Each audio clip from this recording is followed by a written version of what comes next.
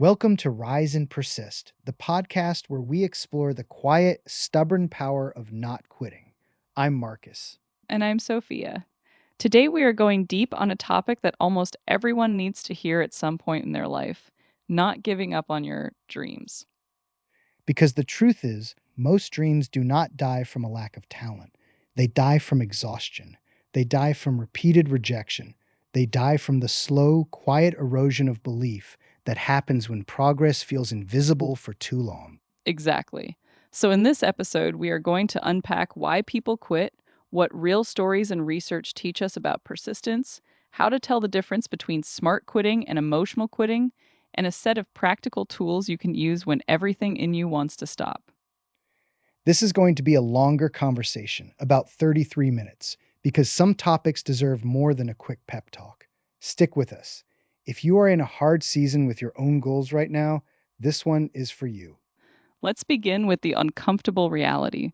Most people do not abandon their dreams because they suddenly realize the dream was wrong for them. They abandon them because the gap between where they are and where they want to be starts to feel unbearable. The psychologist Angela Duckworth has spent years studying grit. She defines it as passion plus perseverance for long term goals. But grit is not simply willpower, it is the capacity to keep caring about something when the emotional rewards disappear for a stretch of time. Think about the early stage of a dream. You get excited about starting a business, writing a book, changing careers, getting healthy, creating art, building a community, or creating something meaningful. There is this rush of possibility. Dopamine is high. Everything feels full of potential, and the future looks open. Then reality arrives. Progress is slower than you expected. People do not respond the way you hoped. Money gets tight. Energy runs low. The feedback is mixed or non existent. And that is when the brain starts offering exit ramps that sound very reasonable. Those exit ramps sound protective. Maybe this was not meant for me. I am too old. I am too late. Other people are more talented. I should be practical and focus on security. Those thoughts feel wise in the moment, but very often they are just fatigue wearing a rational costume. There is also the comparison trap, and it has gotten worse with social media. It makes it look like everyone else is winning while you are still grinding in silence. You do not see the years of failure, the private doubts, the near quit moments, or the support systems behind their highlight reels. We see the published author, not the 12 rejected manuscripts and the nights of doubt. We see the successful founder, not the 3 failed startups and the conversations with family about whether to keep going. We see the athlete on the podium, not the 5 a.m. training sessions that no one filmed and the injuries they pushed through. So, the first major reason people give up is that the emotional cost starts outweighing the imagined reward. The second is that they lose sight of the original why that got them started in the first place. When the why gets fuzzy, every obstacle feels personal and final. When the why is clear and connected to something deeper than ego, money, or external validation, obstacles become information instead of verdicts on your worth as a person. That distinction matters a lot. Information can be used and adjusted. A verdict just ends the conversation and often carries shame with it. Let's ground this in real stories because theory is useful, but lived examples hit harder and stay with us longer. Start with J.K. Rowling. Before Harry Potter became a global phenomenon, she was a single mother living on welfare, dealing with depression, and her manuscript was rejected by 12 different publishers. The book that would eventually sell hundreds of millions of copies was turned down over and over again. She has said that rock bottom became the solid foundation on which she rebuilt her life. She did not quit writing even when there was almost no external evidence that it would work. That is persistence in the absence of proof, which is the hardest kind. Then there is Colonel Harlan Sanders. He was in his 60s when he began franchising Kentucky Fried Chicken in earnest. He had been rejected by more than 1,000 restaurants before someone finally said yes. Most people at that age are thinking about retirement, not launching a global brand from a pressure cooker and a secret recipe in the back of a car. Thomas Edison is the classic example people reach for, but the framing is often wrong. He did not fail 1,000 times at inventing the light bulb. He found 1,000 ways that did not work. That reframe is powerful. Failure as data versus failure as identity. One keeps you curious, the other shuts you down. Oprah Winfrey was fired from her first television job and told she was not fit for TV. Walt Disney was told he lacked imagination. Stephen King threw the manuscript of Carrie in the trash after repeated rejections. His wife pulled it out and encouraged him to keep going. Those near quit moments are part of almost every significant story. What these stories share is not superhuman talent or luck alone. It is that they kept showing up after the point where most reasonable people would have stopped. They treated rejection as temporary rather than terminal. And none of them knew for certain that it would work. That is the hard part. Persistence is easier when you already have evidence and momentum. Real persistence happens in the long stretch where evidence is still missing and the only fuel left is commitment and habit. There are also the quieter stories that do not make headlines but matter just as much. The teacher who keeps refining their craft for 20 years even when the system feels broken, the parent who refuses to give up on a struggling child, the person rebuilding their health after decades of neglect, the artist who keeps making work even when the audience is small, the person learning a new skill in midlife when it would be easier to stay comfortable.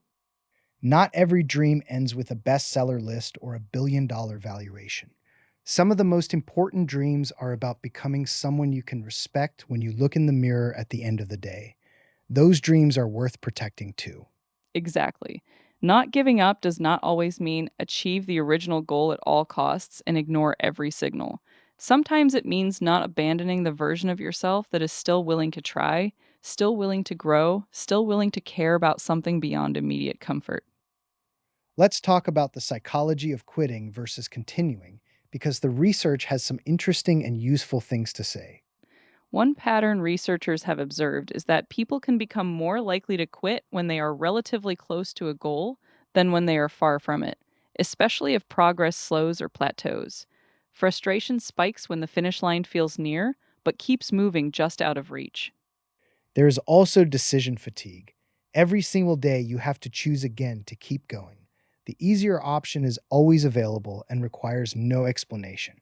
The brain prefers certainty and low effort. A meaningful dream is uncertainty plus sustained effort over time. That combination is metabolically and emotionally expensive. Carol Dweck's research on mindset is highly relevant here. People with a more fixed mindset tend to interpret struggle as evidence that they are not good enough or that the goal is simply not for them.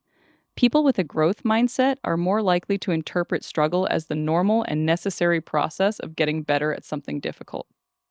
So, one of the most practical shifts you can make is changing the story you tell yourself about difficulty. This is hard, therefore I should stop, versus this is hard, therefore I am in the part of the process that actually builds capability and character. Another useful distinction is between strategic quitting and emotional quitting. Strategic quitting is when you look carefully at the data, the costs, the opportunity costs, and realize that the path, the method, or even the specific goal needs revision. Emotional quitting is when you leave primarily because it hurts and you want the discomfort to end as quickly as possible. Learning to tell the difference is a real skill that improves with practice. A good question to ask yourself is this: am I stepping away because the dream itself is wrong for me at this stage of life, or because the current version of the path is painful and I am tired? Those are very different questions with different implications for what comes next. And sometimes the dream evolves in healthy ways.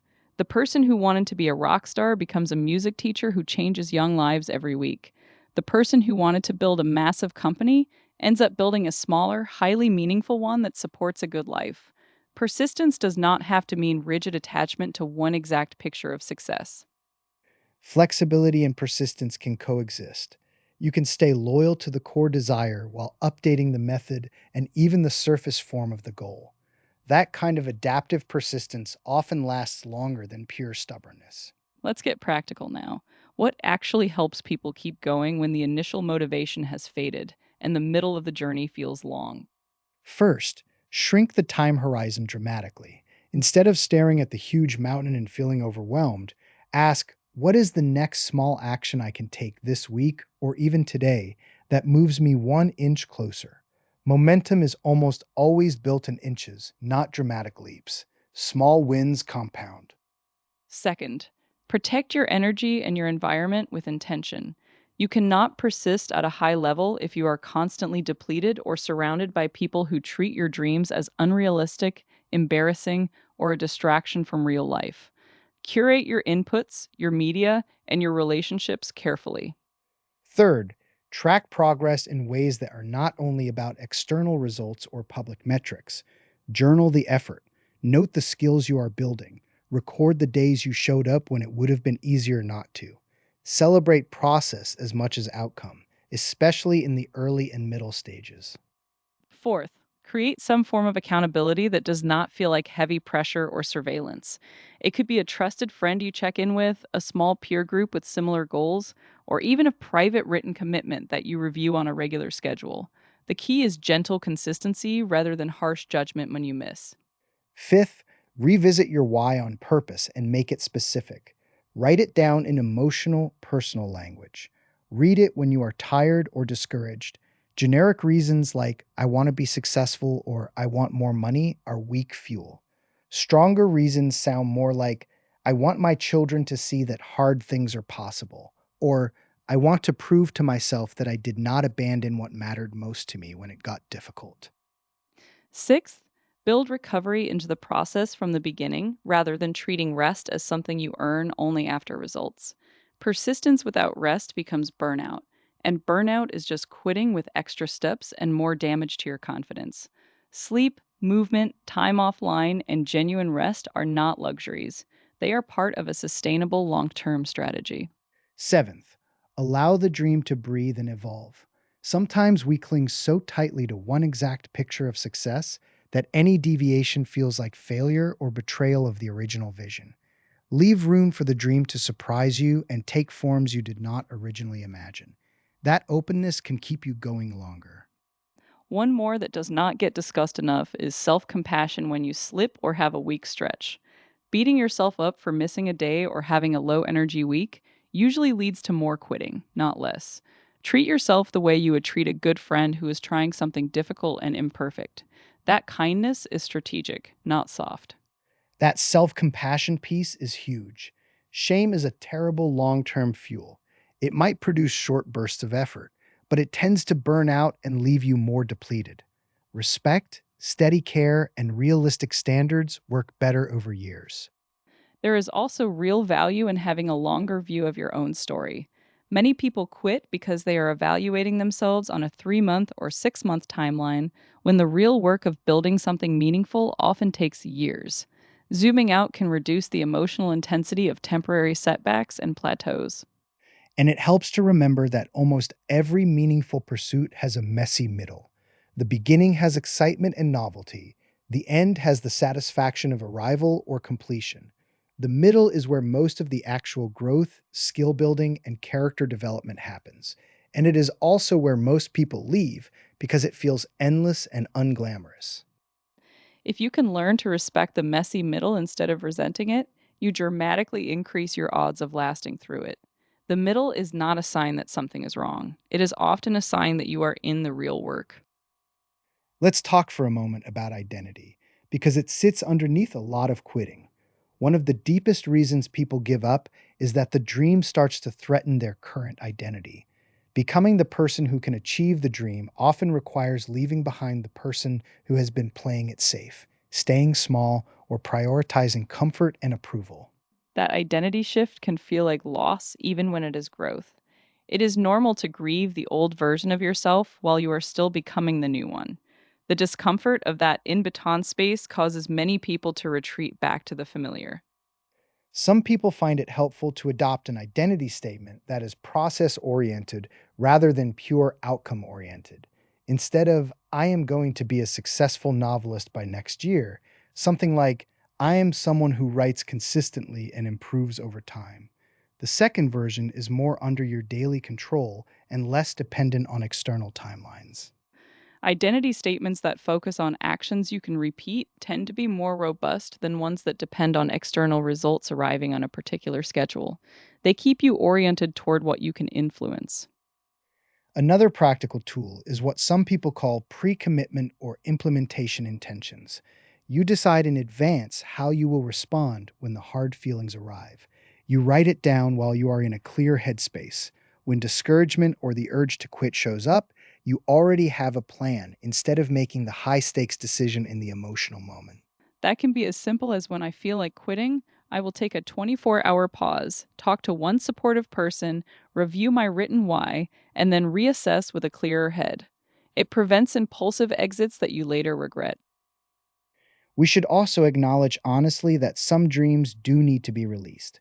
Not every idea is meant to be pursued forever, and not every path remains right as your life circumstances change. The skill is learning to release with clarity and self respect rather than with self abandonment or bitterness. You can close a chapter without deciding that you are someone who cannot finish things or cannot be trusted with big goals. Yes. Ending something thoughtfully after real consideration is different from running away from it in a moment of pain.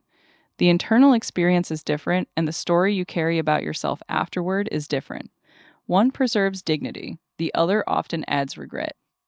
If you are listening right now and you feel close to walking away from something that still matters to you deep down, I want to offer a gentle challenge. Before you make the final decision, give yourself a defined period of renewed effort with better support, clearer tracking, and more recovery built in. Sometimes what feels like the end is actually just the point where the old approach or the old level of support stopped working. And if after that honest, renewed effort, the answer is still to step away, then you can do so with more peace and less residual doubt. You will know you did not leave from pure exhaustion, isolation, or fear alone. The goal is not to force every dream into existence, no matter the personal cost. The goal is to make sure that when you do put something down, you are doing it from a place of agency and clear eyed assessment, rather than pure resignation or emotional escape. So, where does all of this leave us as we move toward the end of this conversation?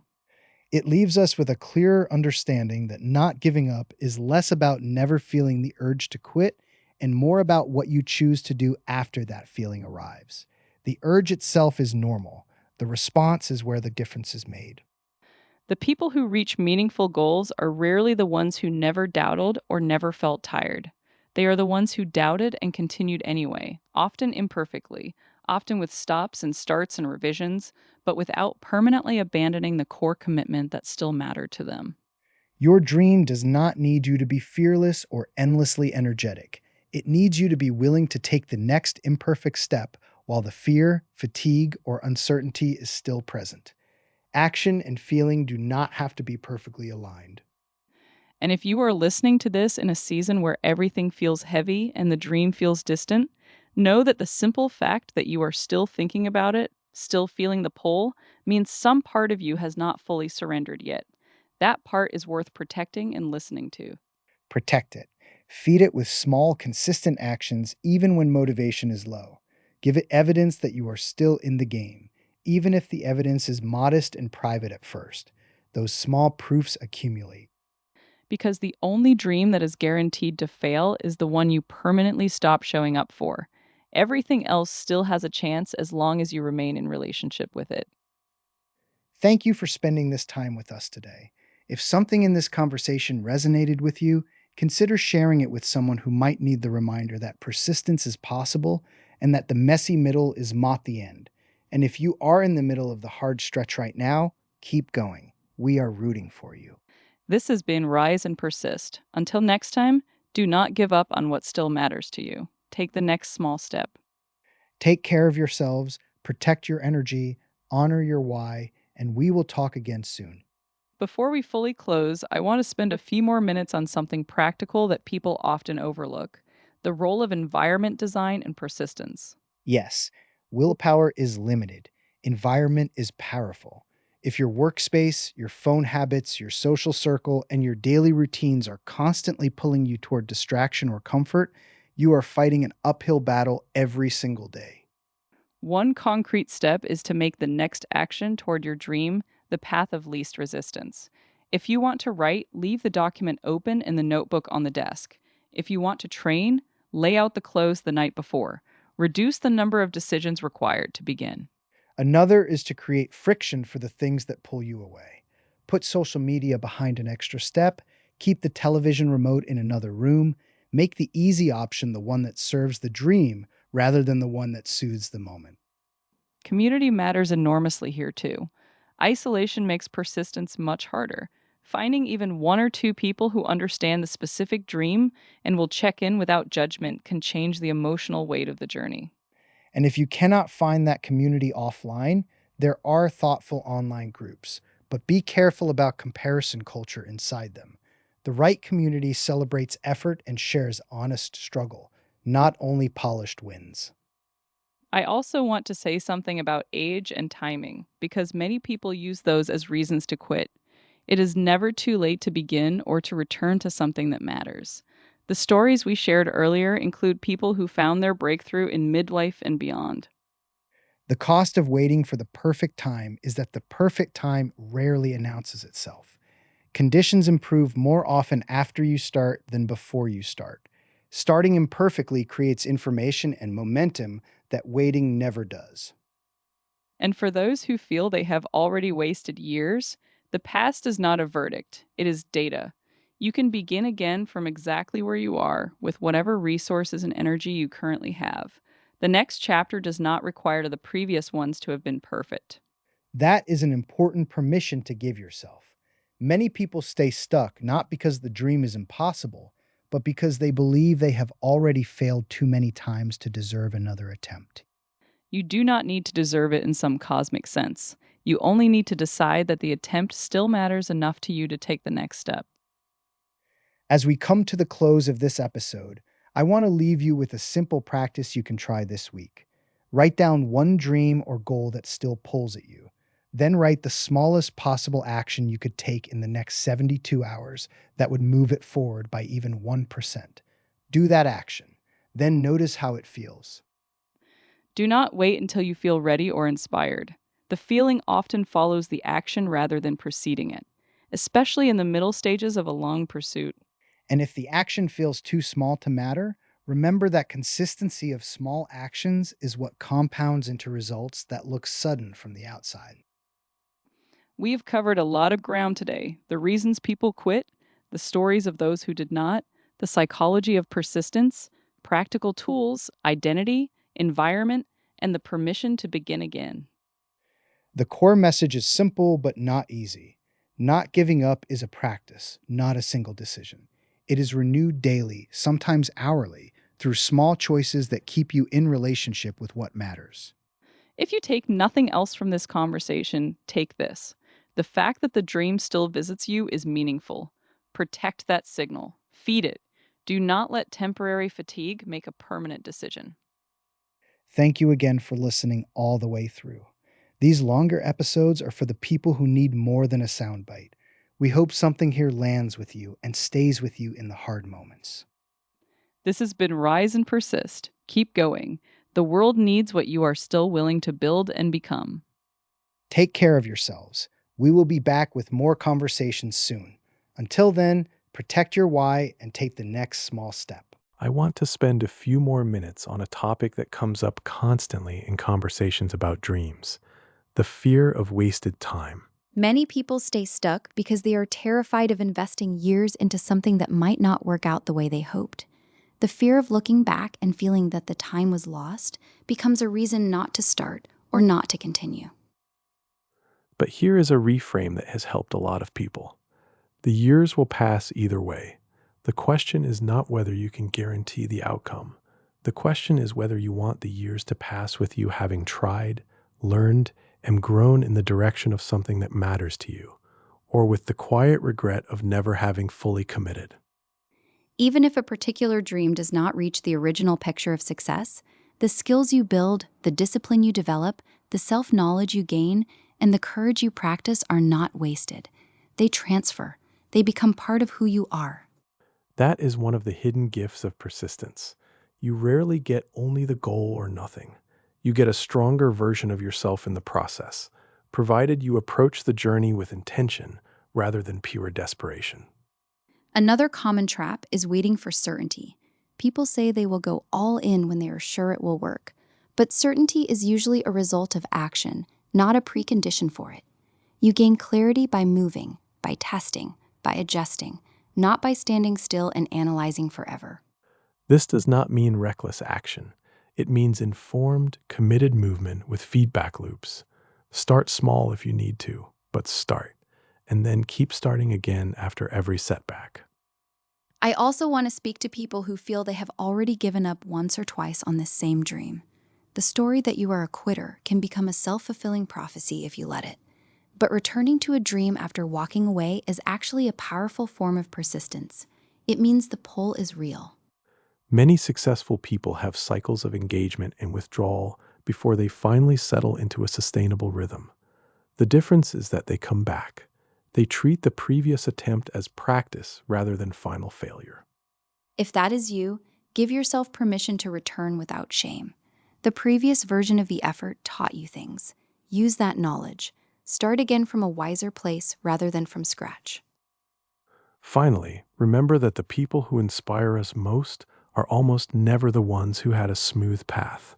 They are the ones who kept going when the path was rough, when the results were delayed, and when almost no one was watching or cheering. You do not need an audience to make the next step meaningful. You only need the quiet decision that this still matters enough to try again today. That decision, repeated over time, is what turns dreams into lived reality for ordinary people who refuse to quit. We hope this conversation has given you both permission and practical tools. Now the rest is up to the small, consistent actions you choose in the days ahead.